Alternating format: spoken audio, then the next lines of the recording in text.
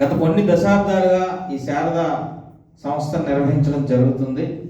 గతంలో మనం చూసాం, మన వైశాఖి జల ఉద్యానవనంలో క్రమం తప్పకుండా ప్రతి నెల ఈ కార్యక్రమాన్ని నిర్వహిస్తూ ఉండేవారు. ఇటీవల కాలంలో నిన్న మొన్నటి వరకు ఈ కార్యక్రమం క్రమం తప్పకుండా వారు నిర్వహించారు. అయితే వయసు రీత్యా దాదాపుగా 80 సంవత్సరాల దగ్గరకు వచ్చారు. ఒక్కసారి వారి మనందరం కూడా కరతాళధ్వనులతో అభినందన తెలియజేయాలి.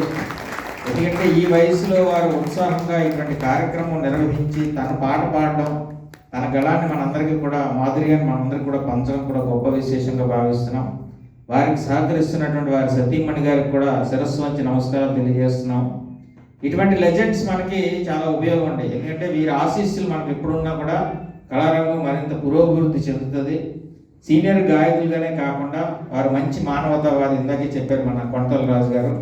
మానవత్వానికి ప్రతీకగా వారు అనేక సేవా కార్యక్రమాలు నిత్యం నిర్వహిస్తూ, ఇటువంటి నిన్న మొన్నటి వరకు వారు ఒక ఉద్యోగం చేస్తుండేవారు. ఒక ప్రైవేట్ సంస్థలో రిటైర్ అయ్యి కొన్ని సంవత్సరాలు అయిపోయినప్పుడు కూడా నిన్న మొన్నటి వరకు ఒక ప్రైవేట్ ఉద్యోగంలో వారు చేస్తూ, ఒక పక్క సెక్యూరిటీ విభాగ అధిపతిగా ఒక ప్రైవేట్ కంపెనీలోని సెక్యూరిటీ విభాగాధిపతిగా పనిచేస్తుండేవారు.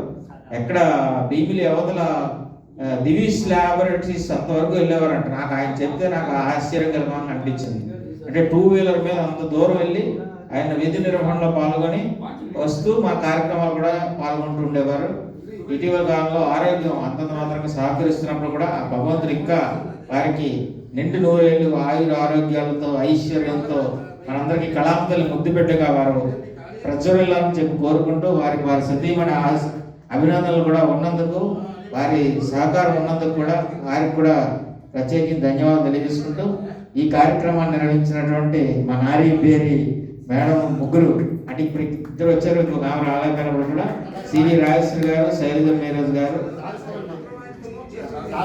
సావిత్రి గారు కూడా ఈ కార్యక్రమంలో ఫస్ట్ నుంచి నేను చూస్తున్నాను. సావిత్రి గారు ఈ బ్యానర్ మీద చాలా పేరు ప్రఖ్యాతులు సంపాదించుకున్నారని చెప్పుకోవాలి.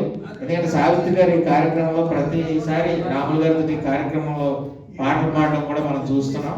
సో అటువంటి సావిత్రి గారికి, ఈ నారీ బేరీ సభ్యులు ఇద్దరికి ప్రత్యేకించి ధన్యవాదాలు తెలియజేసుకుంటూ, నాకు అవకాశం ఇచ్చినందుకు, మీ విలువైన సమయం ఇది మీ గురించి మెయిన్. మేమందరం ఎంతో ఆనందంగా మేము మీ గురించి మాట్లాడుతున్నటువంటి మాటలు ఇవి.